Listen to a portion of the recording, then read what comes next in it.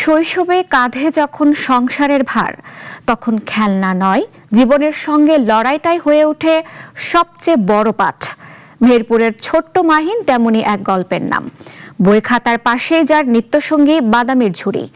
বাবাকে হারানোর পর পরিবারের হাল ধরতে গিয়ে প্রতিদিনই সে লিখছে সংগ্রাম, দায়িত্ব আর স্বপ্ন না হারানোর এক অনন্য উপাখ্যান। সেই হৃদয়ছোঁয়া গল্প জানাচ্ছেন মেহেরপুর প্রতিনিধি রাব্বি আহমেদ। মাত্র ৮ বছর বয়সেই শৈশবের রঙিন দিনগুলোকে পেছনে ফেলে পরিবারের দায়িত্ব কাঁধে তুলে নিতে হয়েছে তাকে।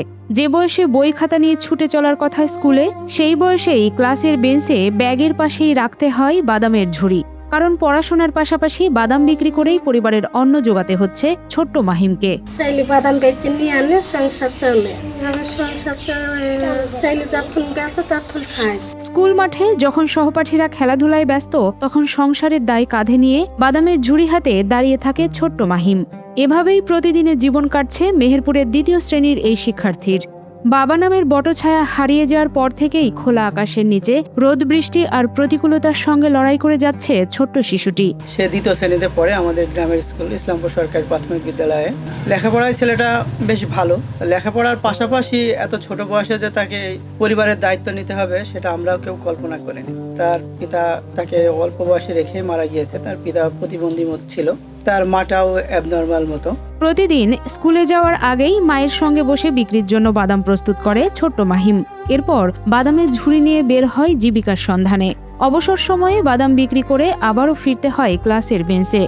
নিয়তির নির্মম বাস্তবতায় যে বয়সে তার হাতে থাকার কথা শুধু বই খাতা, সেই বয়সেই নিজের উপার্জনের অর্থে চালাতে হচ্ছে লেখাপড়ার খরচ, পাশাপাশি মেটাতে হচ্ছে পরিবারের অন্যের চাহিদা। সকালবেলা ঘুম থেকে উঠে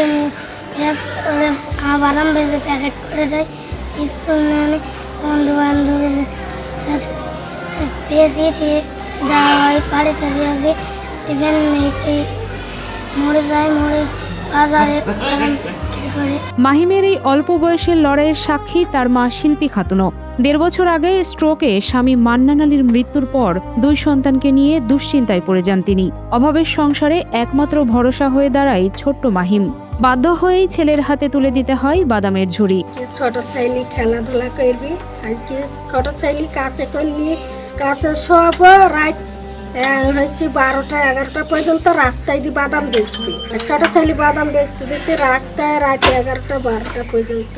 ফের ছেলে পাইপেট পড়ে এসে ছেলে খেলাধুলা করবি কি, ফের ছেলেকে ফের রাস্তায় দিচ্ছে বাদাম বেচবি। ছেলে খেলাধুলার সময়ও ছেলে পায় না। শিশুটির এমন হার না মানা সংগ্রামের গল্প ছুঁয়ে গেছে শিক্ষক এবং স্থানীয়দের মনও। ছোট্ট বয়সে জীবনের কঠিন বাস্তবতার সঙ্গে লড়াই করে পড়াশোনা চালিয়ে যাওয়ার চেষ্টা দেখে অনেকেই মাহিমের সাহস ও পরিশ্রমের প্রশংসা করছেন। আমাদের বিদ্যালয়ের ২য় শ্রেণীতে পড়ুয়া মাহিম নামের ছেলেটি অত্যন্ত দরিদ্র পরিবার থেকে এসছে। ওর বাবা ১ বছর আগে মারা গেছেন। এখন ও আর ওর মাই হচ্ছে ওর পরিবারের 2 জন সদস্য। ওদের পরিবারের সদস্যটা বলতে গেলে ওর আয়ের উপরে নির্ভরশীল।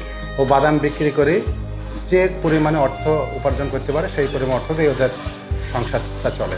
এখন আমরা প্রতিষ্ঠানের পক্ষ থেকে মাহিমকে যথাসাধ্য চেষ্টা করি ওকে উপকৃত করার জন্যে আর্থিকভাবে।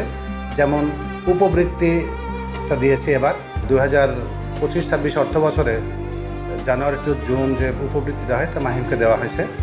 তাছাড়াও আমরা শিক্ষকরা, অন্যান্য সহকারী শিক্ষক সহ আমরা ওদেরকে যথাসাধ্য পারি আর্থিকভাবে সহযোগিতা করি খাতা কলম দেওয়ার ব্যাপারে।